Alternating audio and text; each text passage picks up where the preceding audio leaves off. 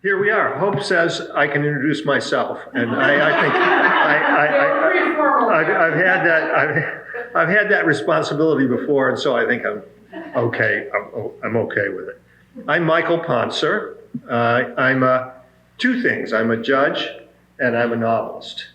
I have been a judge in Western Massachusetts for it was 41 years this January.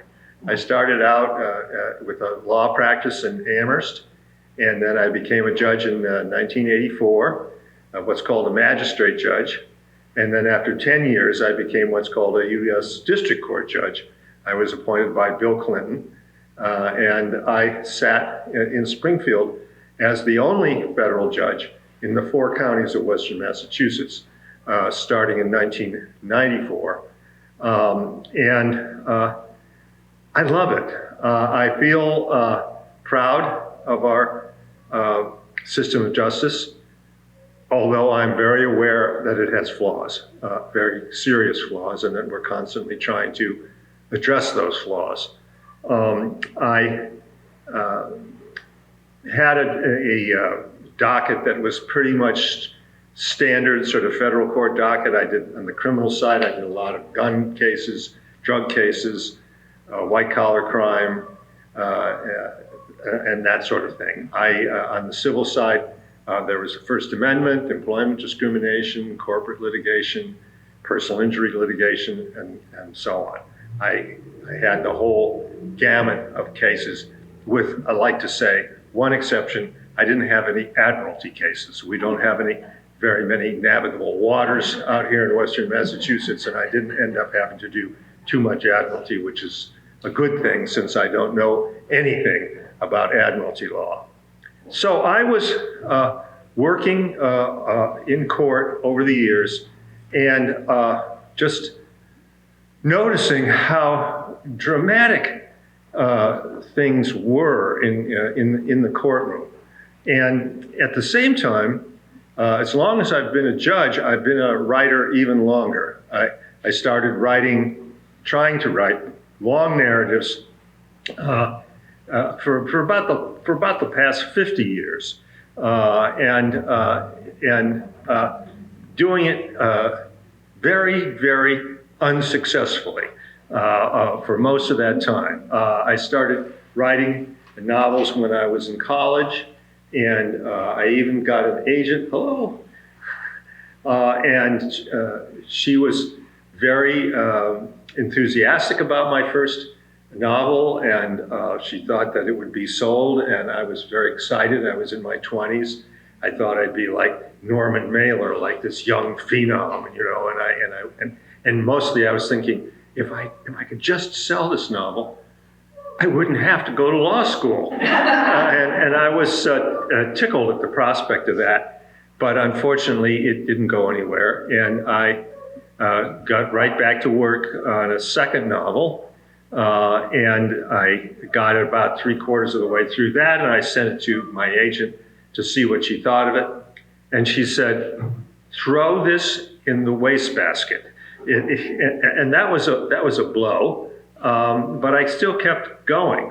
And while I was in law school in 1973, I actually sold my first piece of fiction. It was a short story that I sold to Red Book magazine. I don't even know if Red Book magazine still exists. I don't see it in the places where I would ordinarily have found it. But anyway, I sold it in 1973, and they paid me $1,500, which was like a small fortune in 1973. I was really excited, and I thought, well, if I could just sell 10 of these stories every year, I wouldn't have to be a lawyer. And I was thrilled about that. And unfortunately, that was the last thing that I sold until the publication of my first novel, which is called The Hanging Judge, which came out in 2013, 40 years later. So I sold my first novel when I was in my 60s and published it. So if you're thinking that you're at a certain stage of life and it's too late for you to write a novel, well, it isn't. it wasn't for me, and if you have a novel in you, go for it. So I continued to write after that, and I continued to judge. I, as I said before, feel deeply proud of the fact that I have been a judge all this time, even though, as I said before, I realize that our legal system is far from perfect. I like to quote, it sounds kind of pretentious, but I like to quote this Greek philosopher and politician in general, Thucydides, who wrote about 400 BC, while Athens and Sparta were fighting each other and they were busy slaughtering each other's citizens. And he writes in his history, he said, "It is ever the same. The strong do what they will, and the weak suffer what they must." And I like to think of our judicial system as trying to put an asterisk on that, or shelter people from that, and to have a place where the so-called strong and the so-called weak come together, and the law is applied the same to everybody in the forum before me, and it evens things out in a way that is quite courageous and in some ways quite heroic. Our legal system is not always what I would like it to be, but it is unusual in the world, because the rule in history has basically been, and the rule in the world today still is predominantly, the strong do what they will and the weak suffer what they must. And our courts are there as bastions against that kind of abuse, and they continue to be. We're now in a stage where courts are in the foreground a little bit more than they normally have, and where there is quite a bit of discussion about what the role of the courts is and how we can do our job in the context of a lot of turbulence. I feel that we'll get through this, and the courts will play their role in our tripartite republic, the legislative, executive, and judicial branches, kind of balancing like the three legs of a stool and holding up the republic. And the two strands of my life, my writing and my judging, came together about 25 years ago, which is when I had the inspiration to write the novel that I eventually did publish. And that was when I drew a death penalty case. Most judges never see a death penalty case. In Massachusetts, of course, under our state law, there is no death penalty. We don't have capital punishment under state law in Massachusetts, although there have been occasional attempts to institute it. But I'm a federal judge, I'm not a state judge, and the federal courts do have a death penalty that has been enacted in Washington, in Congress.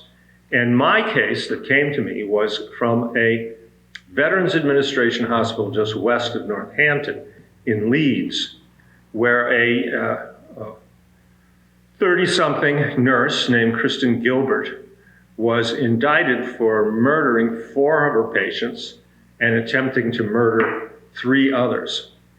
The government hinted during the trial that she may have in fact murdered quite a few other people, but after 4, there's really not necessary to load up the trial with other victims. And so they went to Washington and they got permission from the Attorney General to proceed with the death penalty case.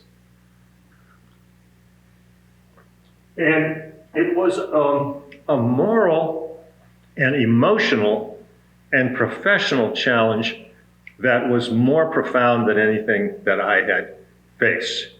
It took us about a year to get ready for the trial with a lot of pretrial motions. and it took us a full month to pick the jury.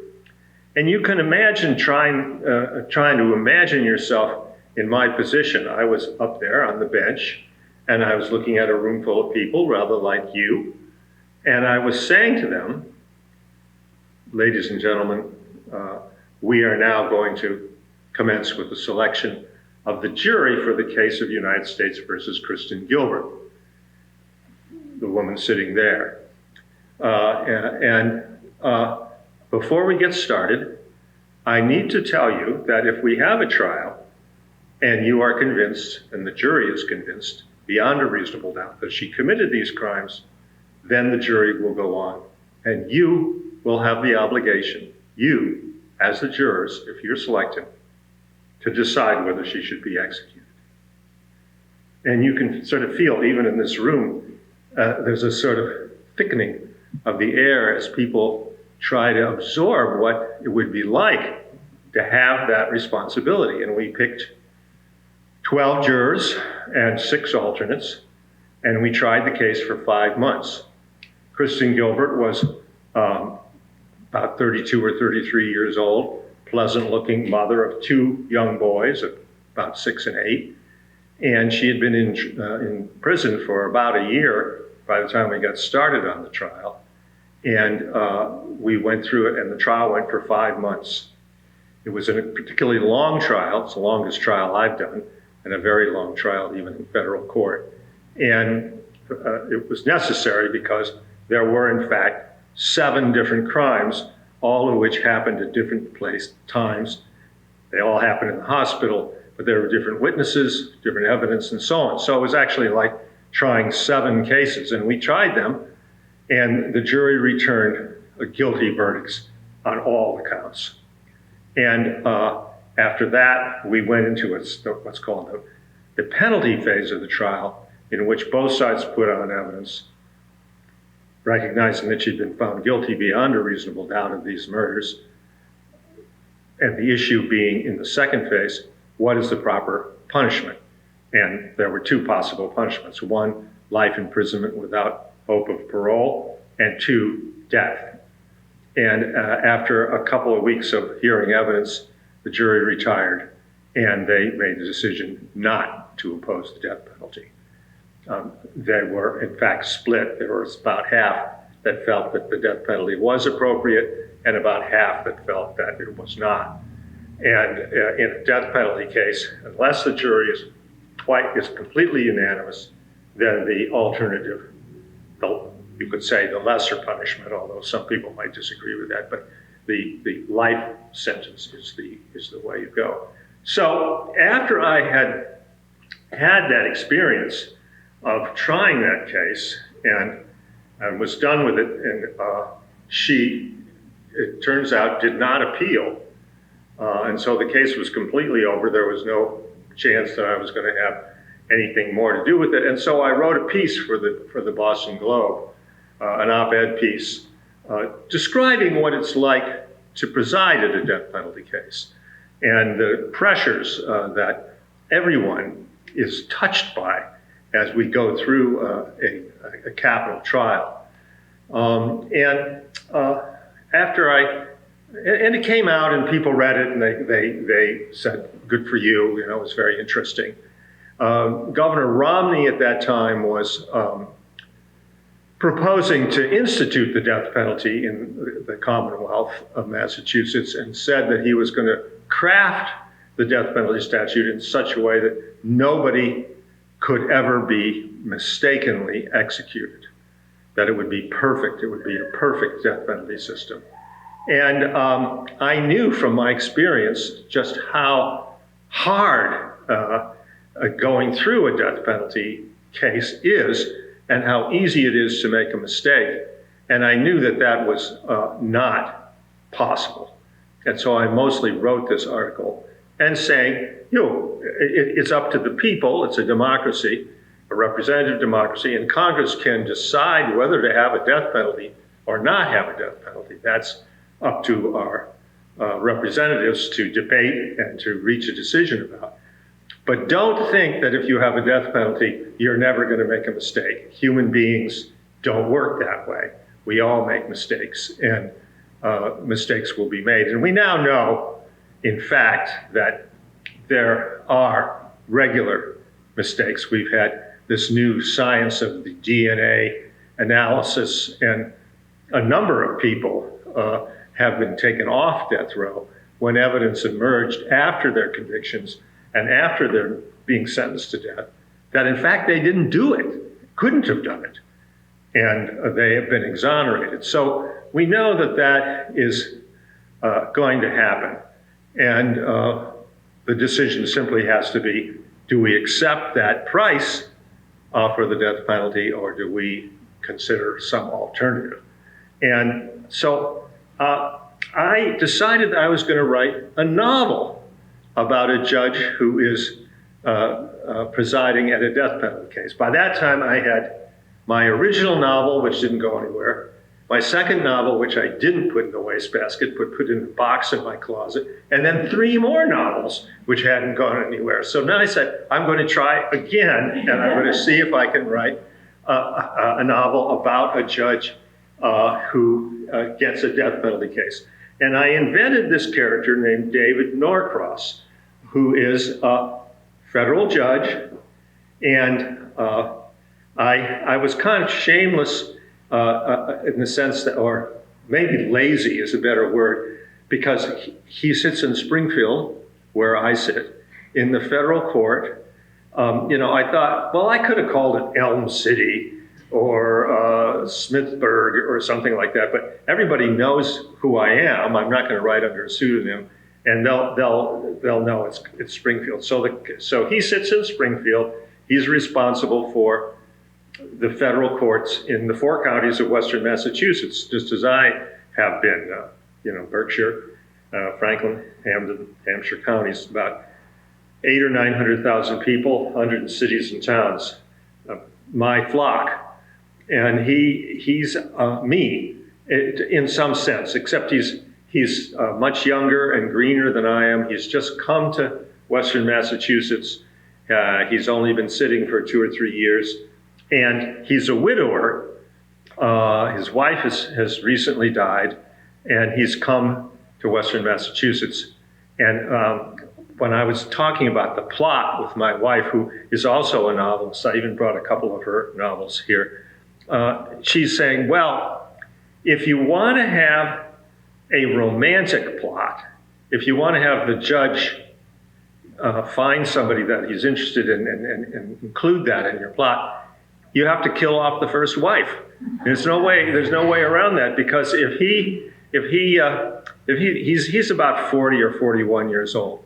So if he's never been in any kind of a relationship, well, that's weird. What's going on with him? And you're going to have to explore that.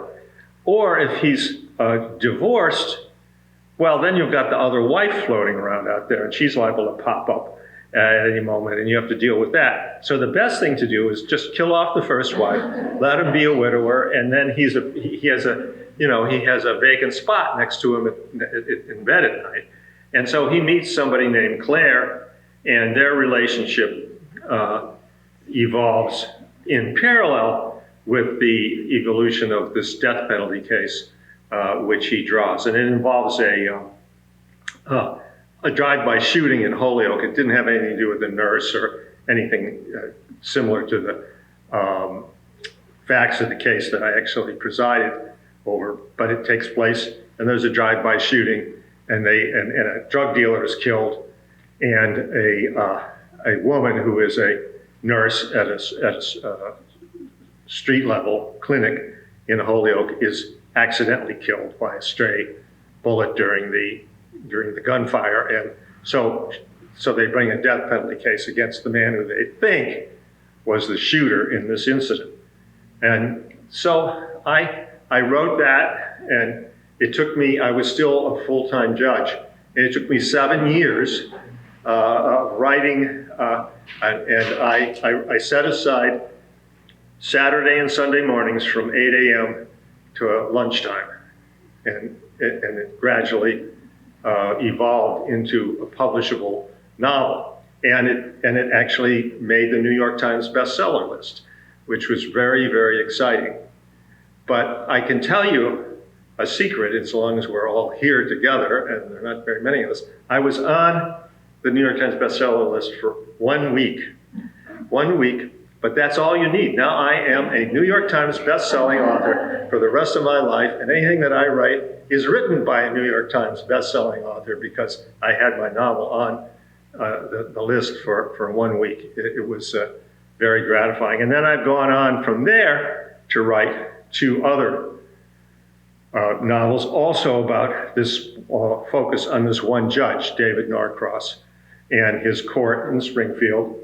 And I really enjoyed, I love Western Massachusetts and the people of Western Massachusetts and the funky things we have going on out here, and kind of kooky people and lovable people and so on, and the lack of pretense and people's, for the most part, commitment to get along with each other and so on. I practiced law in Boston for a few years before I came out here. And it's really a marvelous contrast to come out to Western Massachusetts after having been in Boston practicing law. And so the second book is, the first book was focused on a death penalty case.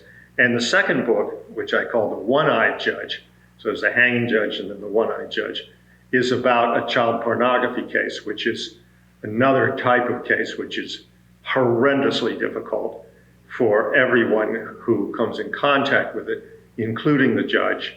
It deals with material that is so ugly and abhorrent that you are almost embarrassed to be human, that there would be people who would distribute this kind of material or enjoy looking at it. So this case involved an Amherst College professor who was charged with receipt of child pornography. And it's not clear that he actually ordered the child pornography or if a competitive colleague or a student, pissed off student, was setting him up. But he was a man in his 60s, and he's looking at a minimum mandatory 5-year sentence if he's found guilty. So he is in really hot water. And so he's an Amherst College professor. I have friends who are on the faculty at Amherst College, and one of them read the book and said, "Did you have to put it at Amherst College? Why didn't you put it at Hampshire or UMass? They're all crazy over there." So Judge Norcross, meanwhile's relationship with Claire has been developing, and by the time the one-eyed judge comes out, they're an established couple. They aren't married, but they're talking about getting married, and both of them would like to get married. And Norcross, but they have one big problem, and that is that Claire, who's around 37 or 38 years old, really wants to have children, and he doesn't want to have children. And so she's got a tough decision. She loves him, and he seems like he's good for her, but he doesn't want children because the world that he lives in, and particularly these child pornography cases, of which there are many in federal court, has persuaded him that it's just too dangerous and too ugly a world to consider bringing a child in. And they're wrestling with this throughout the novel at the same time that he's dealing with this case against the Amherst professor.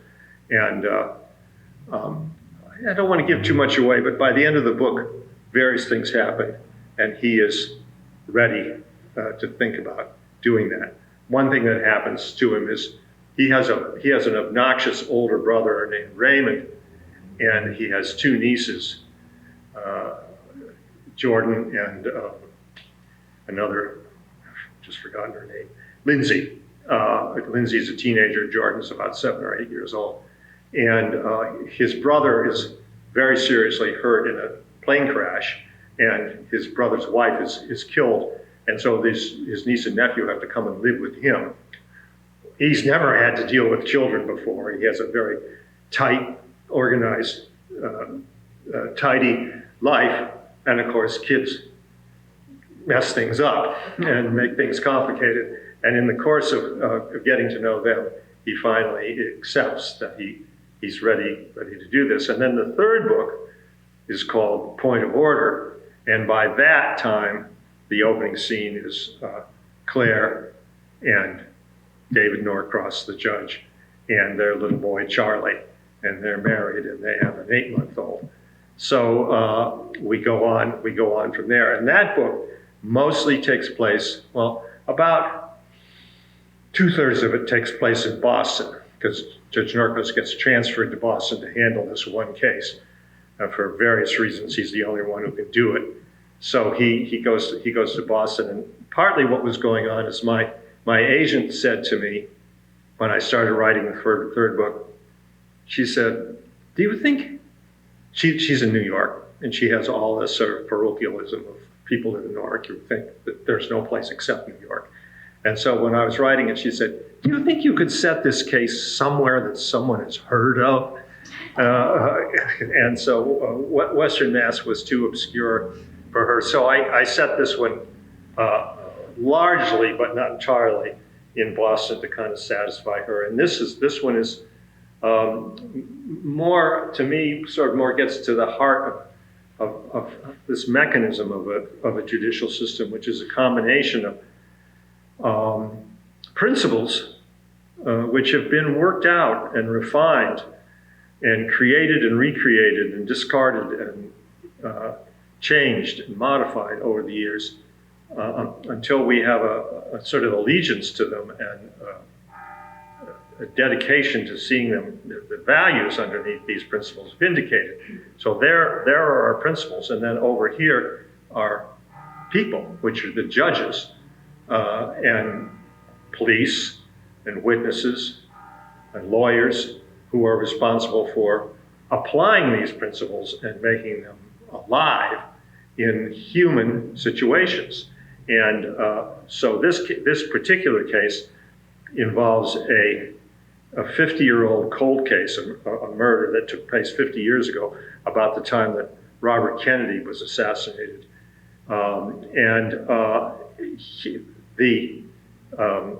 The protagonist is a man in his 70s who's charged with having been the driver for that murder back when he was a teenager.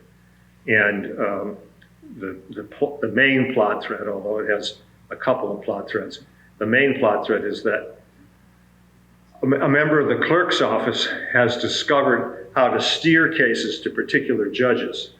So when a case gets filed in federal court, an enormous amount of effort goes into making sure that the assignment of that case to a judge is random, so people can't pick the judge that they want. And that recognizes that in this relationship between principles and people matter. You can say, okay, well, here are the rules here, and everybody will just follow the rules in exactly the same way. Well, in fact, that is not exactly the way it works, although people try to accomplish that as much as they can. Who you get as your judge makes a difference. And in a big case, a big civil case involving millions and millions of dollars, or a criminal case involving the rest of somebody's life, if you can steer the case to your favorite judge for this particular issue, that will give you a big advantage. And this particular person in the clerk's office has learned how to do that and is taking payoffs from high-end lawyers to steer cases. And so my plot follows along with that. And it also contains another thread where Judge Norcross's little boy, Charlie, is just miraculously wonderful for him. And then he begins to sort of expand out into the world and realizing that we're all, we have more connections than we think, and that we are all, in a sense, family. And so I go from him by himself, him meeting Claire, him deciding that he wants to be with Claire, him deciding that he can have a baby, and then him having the baby, and then him taking another step beyond that, and with each move, he becomes more open and more committed to other people. So that is sort of an overview of my work as a judge and my work as a novelist. One of the things that I try to do with the Norcross novels is take people and bring them into the courtroom and put them up on the bench with me and describe what I see and describe what Norcross struggles with as he tries to be truly fair in his application of the principles that we revere so much. And I find that fiction, in a way, can convey reality better than nonfiction in terms of just describing how things are. I was just rereading Huckleberry Finn, a problematic book in some ways, but part of the book just describes what it was like in the United States in the 1840s along the Mississippi River in these muddy little towns in Missouri and Arkansas and down into the Gulf, towards the Gulf of Mexico. And you read that fiction and you feel like you're there. You really have an idea of what that point in history was like. And so I want to try and have people read my books and get an idea of what it's like to try to administer justice in the United States in the late 20th and early 21st century, and how complicated that is. So I thought what I would do is I would read a couple of little sections from my latest book. They won't be long, but and just to give you an idea of what I'm trying to do and how I'm trying to set up this this environment.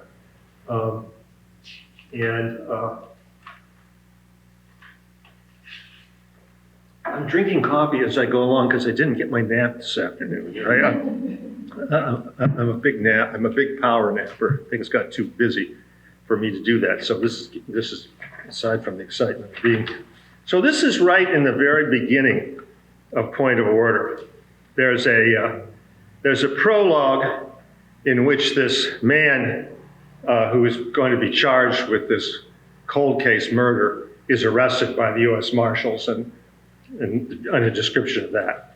And then we go to chapter 1, and the scene is Judge Norcross and his wife now, Claire, and their 8-month-old Charlie are sitting in an outdoor cafe near the Boston Garden, right around Arlington Street there, in that one end of the Boston Garden. And they're having a cup of coffee in the morning before Claire goes off to do some research in Boston and before he walks over to the Boston court. And as they're sitting there, something begins to happen. And this is how it unfolds. Now they had a problem. Norcross picked up his cup, took a very deliberate sip, and set it down. He spoke softly. Listen, there's a man 3 tables away behind you. He quickly touched Claire's arm. Please don't turn around. He looks like someone I sentenced a while back, and he's been giving us ugly looks. We need to get out of here. He glanced around for the waiter, who, of course, was nowhere to be seen. The man at the far table rose, hesitated, and began walking slowly towards them. Except for a certain determination, his face was expressionless. His right hand was in his pocket. Here he comes, Norcross bent forward and spoke under his breath. If things get, just very calmly, take Charlie, and Claire nodded. Right. Her eyes were a little wide, but she was steady. She'd do what was necessary. Norcross stood and took 2 steps, positioning himself to block Claire and the baby. The man was shorter than Norcross, but thicker. He was wearing a worn red feed cap. "You're Norcross, right? The judge?" He couldn't bring himself to deny this. Uh-huh, that's right. He set his hand on the back of a chair, ready to shove it in between them. "You don't recognize me, do you?" Norcross put on a courteous expression. I'm afraid I don't. Have we?" The man took his hand out of his pocket and pointed at Norcross's chest. "You stuck me in jail for 3 years." "Did I?" This was not very good, but it was all that he could come up with. In the center of the table was a pewter pepper mill. Casually, Norcross picked it up and gripped it in his right hand. Norcross had played hockey in college and enjoyed his share of brawls. This guy, who looked slow, could probably be managed unless he had a weapon. With the pepper mill, his first punch, if he could get it in quick, might knock the man down. The guy looked at Norcross, sized him up, and then broke into a grin. "Take it easy, Judge. It was the best damn 24 months of my life." He slapped his stomach. "Look at me. I lost 35 pounds and quit smoking." He held out his hand. "Just wanted to thank you. Damian Collins," he bent closer, raising his eyebrows. "Remember me from Greenfield?" Though the sentencing had to be 3 or 4 years back now, the judge's memory of the beefy Franklin County drug dealer returned as though it was yesterday. The DEA team had to chase him halfway to Charlemont before his pickup went off the road. They had not been happy. "Damian Collins, of course. By golly, you have lost weight." He put the pepper mill back on the table, and they shook hands. Collins laughed. "Sorry if I spooked you," nodded down at the table. "Glad you didn't bop me with that shaker." And then they go on from there, and they become good friends if they're there. And then we get to the end, and Claire eventually says, "We better be running along, David, if you're going to make your meeting." And then Collins says, sorry, this is to be really weird for you." Collins put his hand briefly on Norcross's shoulder. "I'll let you go. Couldn't believe it was you, man." He turned as he walked away, spoke over his shoulder. "Be good." Norcross called after him. "You too. I'm trying." They both laughed. And then on they go, and Claire and Norcross stood by the table until Collins turned a corner into the morning crowd and disappeared. Claire immediately dropped down in her chair again. "Holy shit, David."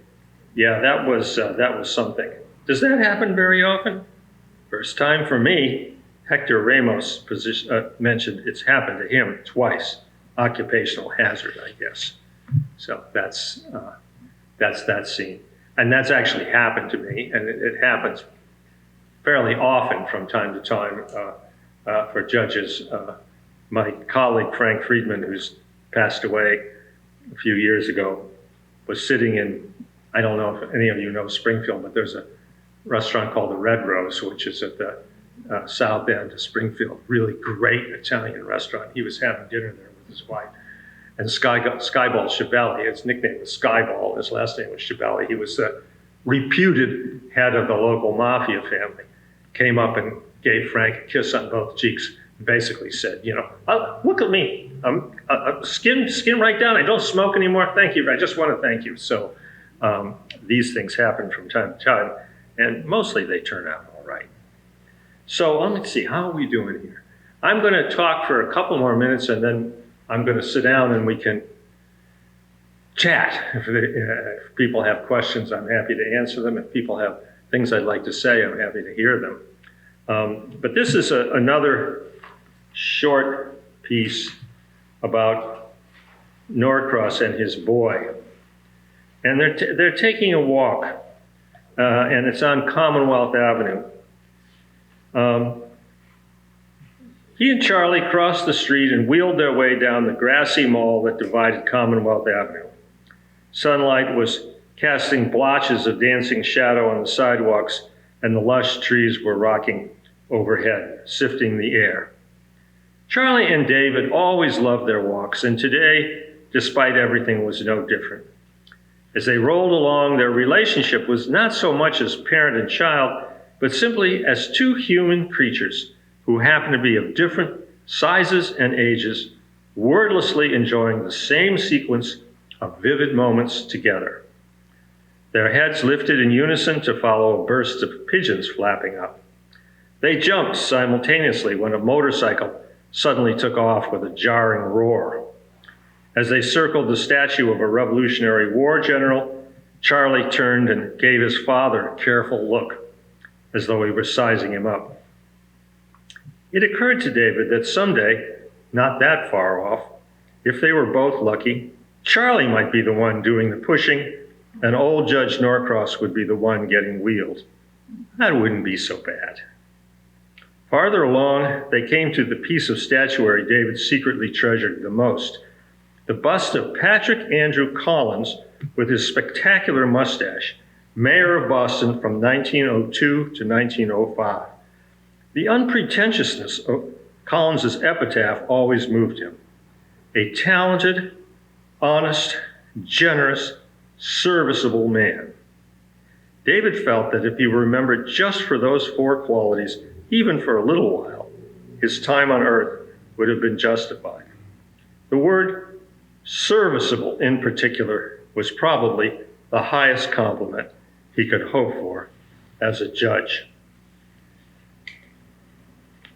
And I think I'll stop there. So they're rolling down the street, being together. And Norcross, in the end, he says his biggest ambition is to be a serviceable dad. And he wasn't too sure that he was going to be able to live up to that. So I've been talking for a while, and I'm happy to hear questions or just comments about where things are now, how it is to be a writer and a novelist, and where we're going. So, yes? I have a question. I hope. Actually, I have a ton of questions. So we have a lot of very creative people in town, and are writers who want to self-publish. Mm-hmm. And they're always asking us, how do you get an agent? How do you can self-publish a book, but then how can you take it to the next level? Right. It's very difficult, and I would not want to pretend that it's otherwise.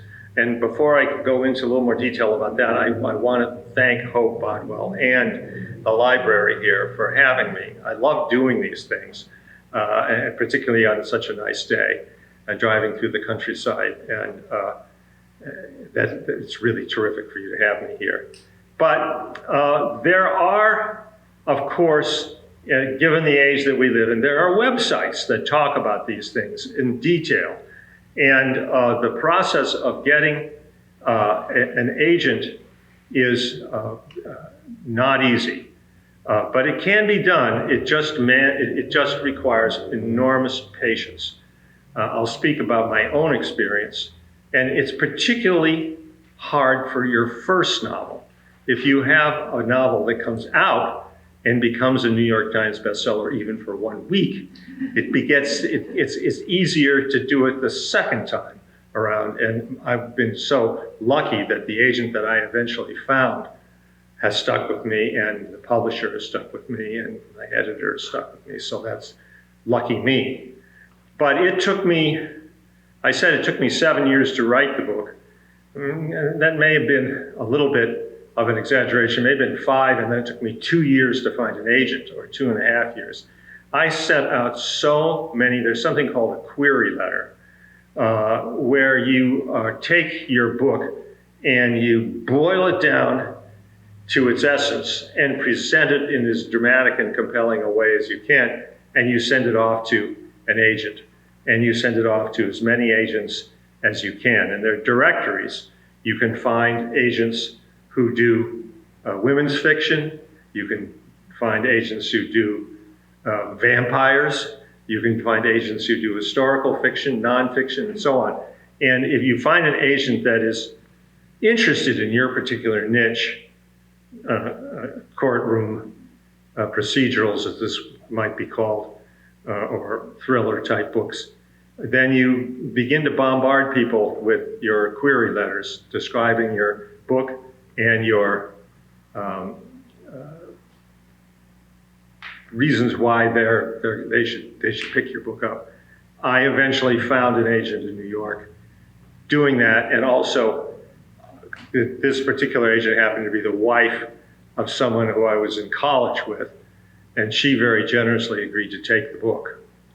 So it's a hard transition to locate an agent, and at the same time, most publishers will not look at your, or they don't spend very much time looking at manuscripts that come in, as they say, over the transom, just dumped on somebody's desk without an agent backing it up. It sometimes happens, and there are books that have not been represented by agents who've made it to publishers and been successful. But it's a hard process, and I can't really deny that. And I was very lucky. My agent, when she agreed to take the book, sent my book out to every publisher in the Western world, the Eastern world, the Northern world, and the Southern world. And it was rejected by all of them.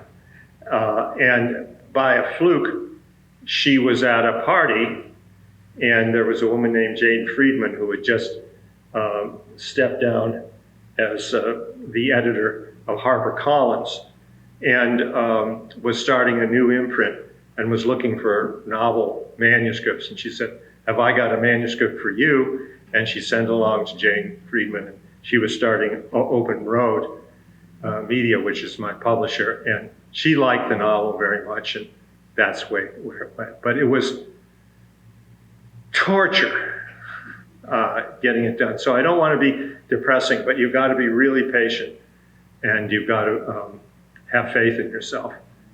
Self-publishing is another option, and that can be very satisfying. My wife self-published a novel. I brought it along because she doesn't know I sneak copies of her books out of the house whenever I'm going to do a reading. Her book is actually more fun than mine. It's called The Magical Librarian of Tulsa, Oklahoma. Hope and I were talking about it. And she self-published and has sold quite a few copies and done readings and so on. So self-publishing is another way to go if you aren't lucky enough to get an agent at a traditional publisher. So that's a long answer to your question. Well, tell her I may be calling her. Okay, yeah, she knows a few things. Yeah, yeah. I guess I have a question. Yeah. I guess more for your legal background, Sure. as opposed to the novel. My beautiful young daughter here is in college, Okay. and pursuing the criminology aspect. Good. And in these smaller towns, it can be hard to find your kind of foot in the door for. She's interested in volunteering and internships. So I guess any advice you might have for her on things she can be doing now that will help her boost into to further when she gets into her career. Sure. Because like I said, the opportunities are a little limited here. So just Sure. where some places we might not think of to start, where she could volunteer or Right. to get in that legal realm. I would say it's a little bit like finding an agent. Just be persistent. I think there's a lot to be said for just hanging out in the courthouse. You can go into a clerk's office and say, "Does the judge have any trials coming up? Yeah. Is there something interesting going on? Because I'd like to come and observe." And if you can go into court and observe what's going on, you could also, at least in our court, I think if one of our probation officers just do an incredible amount of important work in our system, supervising people and helping people make a transition from being confined to being back in the community.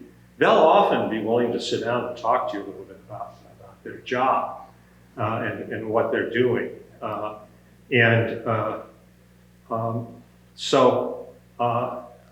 would say, don't be shy about talking to probation officers and saying, I don't know what stage you're at now, whether you're still in high school or whether you're starting Yeah, college. she's finishing her first year of college. Yeah, I'm still in my finishing up the first year of college. First year of college. Well, that would be an interesting way of finding a way into court, into the justice system. I'd talk to probation officers, talk to the court clerks. When is there going to be a good time? They often do have volunteers. You may start out doing a lot of photocopying and shredding and shelving books and things like that. But then eventually the feel of the court will begin to soak into you.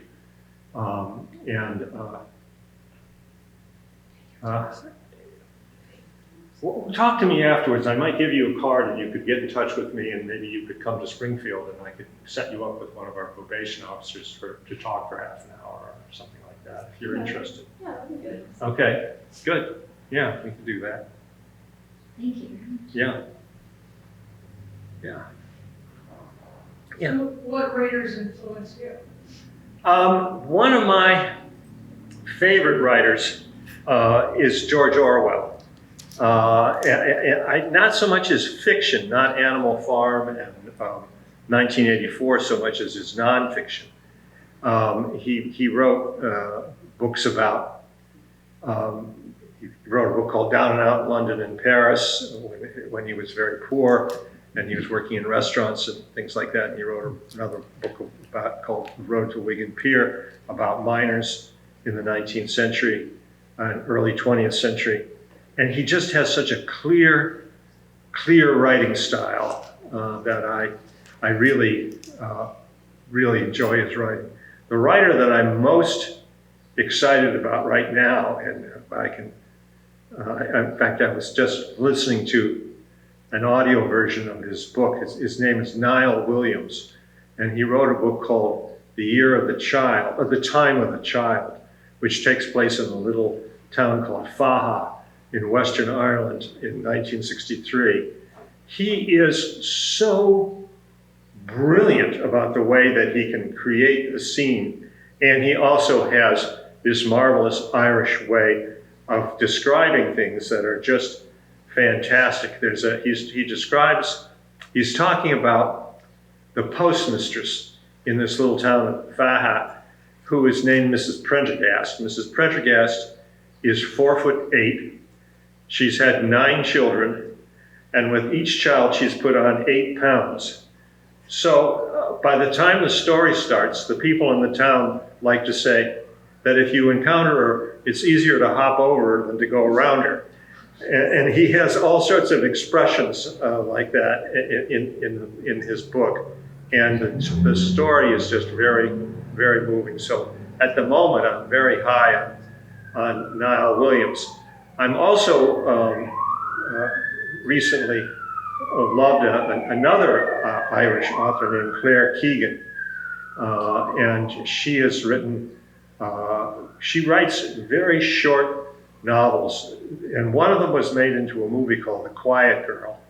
Her book is called Foster, but the movie was called The Quiet Girl. And it's about a young Irish girl who is essentially adopted by an uncle out of a very abusive family or a very difficult family. And that is, so I would say Niall Williams and Claire Keegan are 2 of my favorite authors right now. And if you go back farther, then I really like George Orwell. And then you go back into all the standard, I'm a big fan of George Eliot. I like Middlemarch and all the Dickens. There's a wonderful feeling of complacency when you're reading a big, fat Charles Dickens novel and you're about 400 pages into it and you have another 350 to go and you're just immersed in that world and you're just loving it. So those are kind of some of my favorites. Yeah. I also just read Demon Copperhead, which is Barbara Kingsolver. her updating of the David Copperfield story, which is very well done, very well done. Do you follow any other authors that do the courtroom procedurals or any? Not too much. There aren't that many. There aren't that many judges, and most of the time when I see someone who isn't familiar or who isn't a judge trying to write about the courtroom, it's a little hard for me to. It doesn't feel quite right to me. But a lot of excellent books have been written by people in law enforcement or attorneys, and they're usually looking at it from the point of view of the attorney or the point of view of the law enforcement officer. I'm trying to write from the point of view of the judge looking down on the court. Yeah. Well, this has really been, this has been great. Thank you all for having me. I have books here if people want them.